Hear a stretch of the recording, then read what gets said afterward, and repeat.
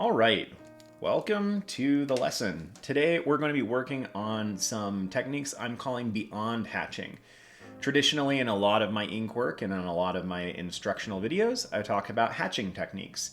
But today I'm going to go over a couple that are not hatching, but they're still accomplishing the same things.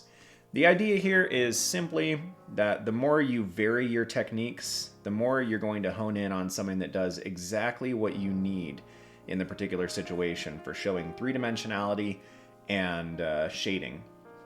So I've got 5 to cover today. I'm going to go ahead and give myself some just basic shapes to work with, and then we will go ahead and begin. All right, the first one I'm going to be working with today, I am simply calling Swirls. So the idea here is you are going to work on shading, but instead of using hatching marks or a gradient, obviously because we're using something like this, just going to use a conglomeration of tiny little swirly marks. So obviously how close these are to one another is going to dictate how dark an area is, how shaded it is. It's always a good idea to do more of this along the edges, as that helps to imply that things are kind of overlapping on one another, foreshortening against the edge of the cylindrical, or in this case, nearly spherical object.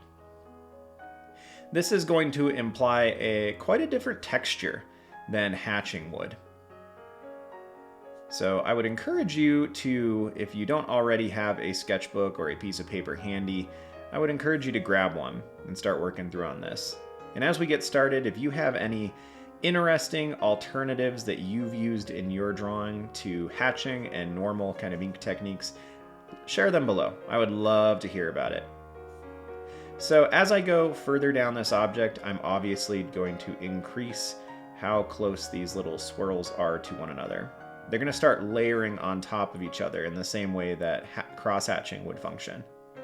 Right here, I'm going to do a lot of that, which is implying that, you know, as our light is kind of coming down from directly above, it is highlighting this overhang.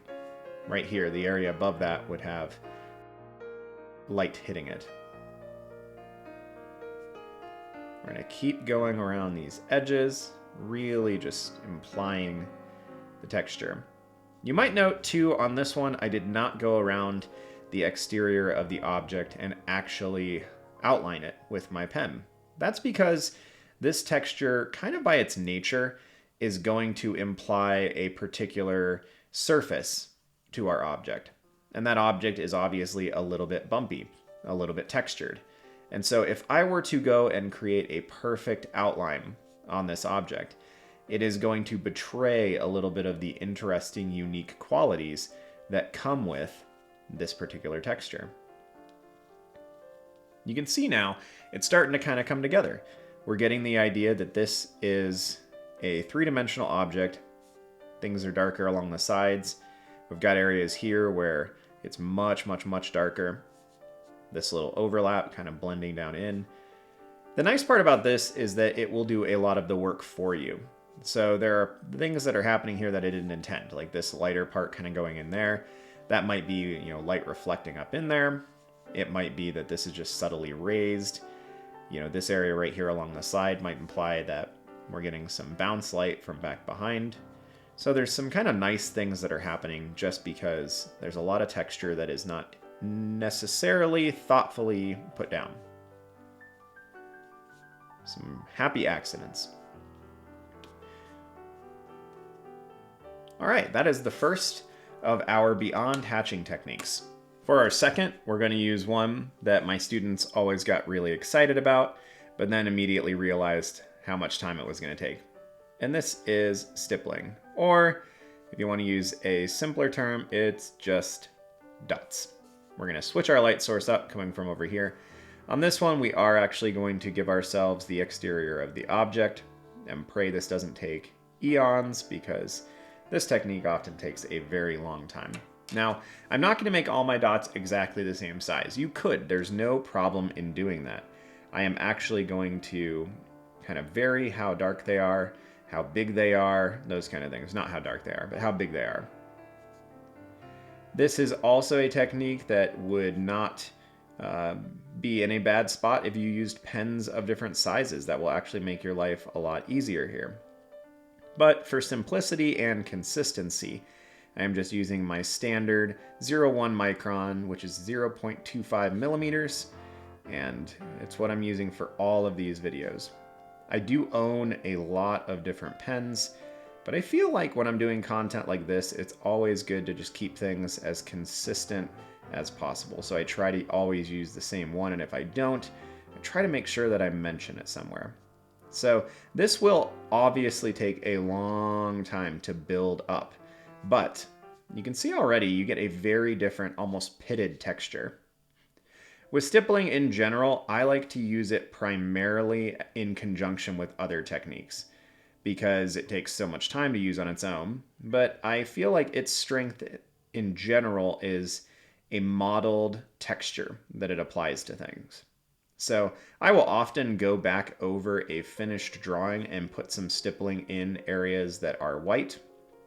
I feel like on a base level, it implies an old school ink technique, which is, if you've ever worked with a dip bottle or any kind of quill type of ink, you're going to run into a situation where the ink splatters, where you make a little bit of a mess sometimes when you didn't intend to. And I find that ink is kind of this crazy precise instrument, and at the same time, it's a little bit messy. And so while I hate smudges, I don't necessarily mind when you get a little bit of ink somewhere that it wasn't supposed to go. So I use this technique primarily as an addition to other techniques. But that's part of the point here. Each of these techniques are going to do very different things in your drawing. And it's really the combination of them that is going to make your drawings come to life in the best way possible. Now, if I wanted to take another 10 or 15 minutes here, what I would do is I would actually make a ton of dots and really gradient this in. In addition, if I was using brush pens on the final version of this, I would just come with some darker tones back behind this shadowy edge here. But for the sake of time, I'm going to assume that most of what you need to gather from this technique has already been gathered. And you can see how that is just such a different technique than the prior one, and certainly than the hatching techniques that we did on the last video. If you haven't checked that one out yet, I would highly recommend you do so. It's going to have some really lovely beneficial tips, and I think 6 different hatching techniques that are just going to help you along. All right, let's move on to number 3 here, which is much, much easier than everything we've done so far. And it is simply scribbling, which I'm hoping I'm spelling correctly. Let's do this one with a light source from the right side. And on this one, I'm not going to trace around the side, just on the off chance that this is going to look kind of like hair or fur or something kind of messy.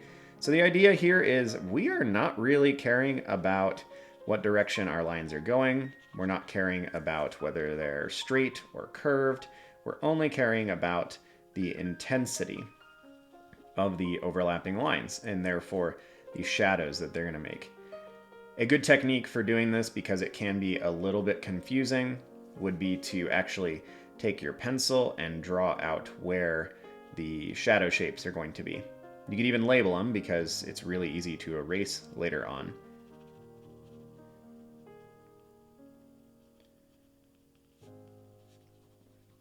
This technique is going to be really imprecise in some ways and is going to apply a very different textural aspect. The idea here is just that you are creating a really modeled, really kind of gunked up texture. There's nothing precise about this.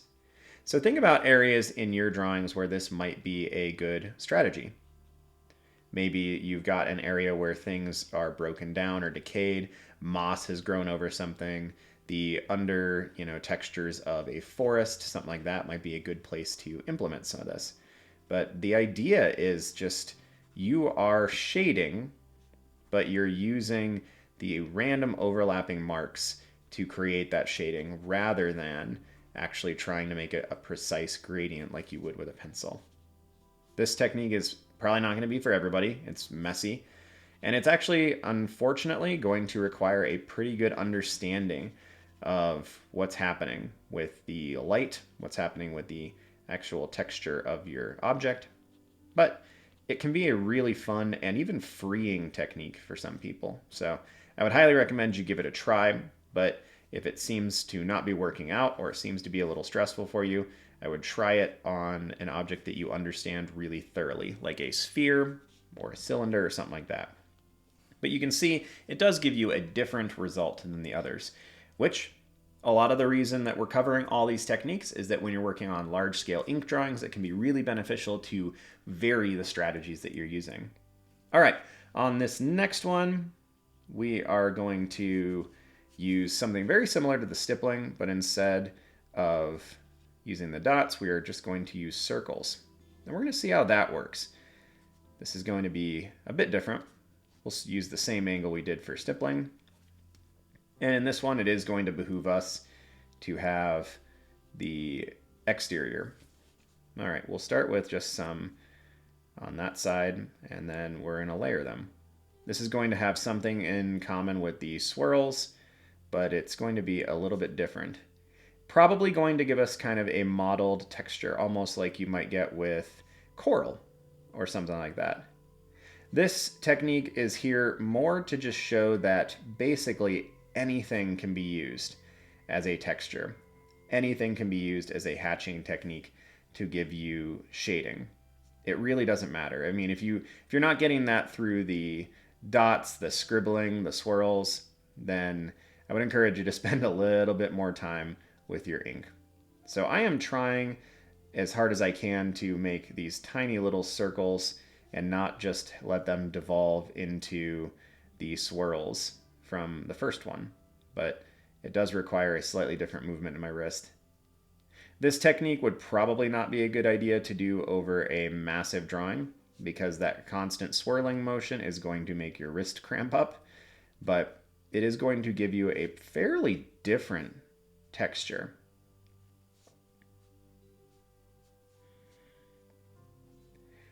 I did not anticipate this looking a little bit like the stone itself has been eaten away by acid or by seawater or salt or something along those lines, but it really does kind of have that aspect. Any of these techniques can be a wonderful, lively introduction into your ink repertoire, especially if you, like me, have spent the vast majority of your ink drawing time using hatching techniques. Anything like this is just going to make your drawing, and especially individual elements in your drawing, stick out tremendously. I think this would probably pair really well with some stippling, or even some random curved marks along the side that is catching in the light, because that is going to imply that these little pits are only catching, a tiny little chunk of the light and the highlight. So I'm just going to add a little bit more shadow in here with some layering of those circles, and we are going to call this one good. Looks like a really bad pear right now. Not like a poorly drawn pear, but like a pear that's gone bad. All right, so that's our circles. And let's move on to our last one here, which originally I was going to just call like mini mountains, but then I was like, that's not a very formal term. So we are going to call this triangles, if I can spell while I talk. But they really are, the idea here is that they're just little marks like this, or little marks like this. So it will give us a slightly different texture than some of the other things we have. Let's go ahead and get the, ooh, no, we shouldn't do the outline for this one. So we will on that side, I guess. No, we're just gonna restart it. So I'm going to give myself a new shape. Mistakes happen. Don't stress about it. Life's too short for worrying about those kind of things. All right, let's do this.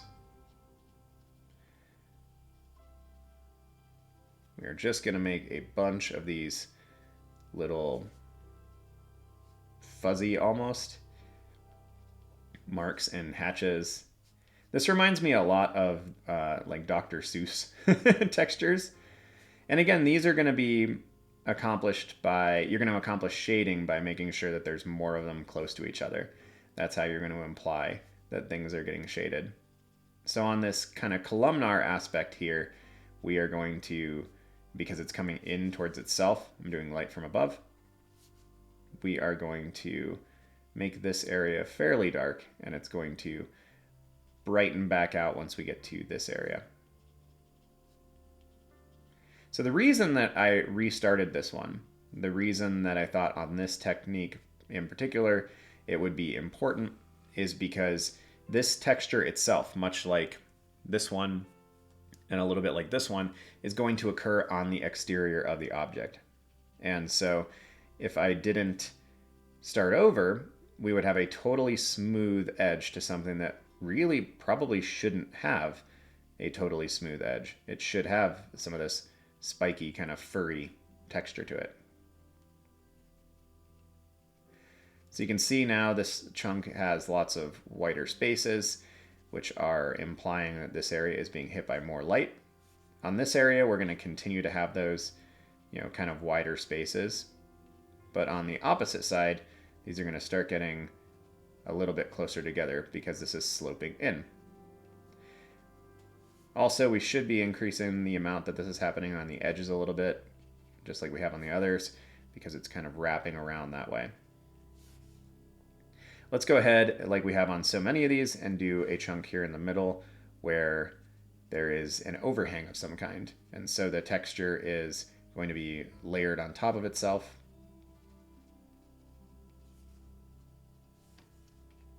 Pull this over a little bit.